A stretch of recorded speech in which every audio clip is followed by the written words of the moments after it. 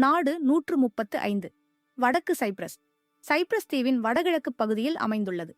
வடக்கு சைப்ரஸ் துருக்கியால் மட்டுமே ஒரு சுதந்திர நாடாக அங்கீகரிக்கப்பட்டுள்ளது.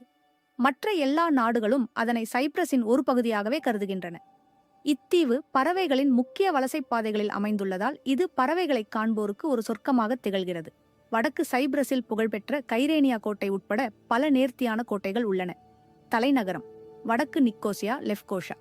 உலகில் ஐக்கிய நாடுகள் சபையின் இடைநிலை மண்டலத்தால் இன்னும் பிரிக்கப்பட்டிருக்கும் ஒரே தலைநகரம் நிக்கோஷியா ஆகும். வடக்கு சைப்ரஸுக்கான நேரடி சர்வதேச விமானங்கள் துருக்கி வழியாக மட்டுமே துருக்கிய விமான நிலையம் மூலம் இயக்கப்படுகின்றன. வடக்கு சைப்ரஸுக்கு அதிகாரப்பூர்வமாக அறிவிக்கப்பட்ட தேசிய விலங்கோ அல்லது தேசிய பறவையோ இல்லை. இருப்பினும் சைப்ரஸ் மவுஃப்லான் அத்தீவின் நன்கு அறியப்பட்ட ஒரு பூர்வீக இனமாகும். திருவெங்கடம் டைம்ஸ். உலகில் 200க்கும் மேற்பட்ட நாடுகள் உள்ளன.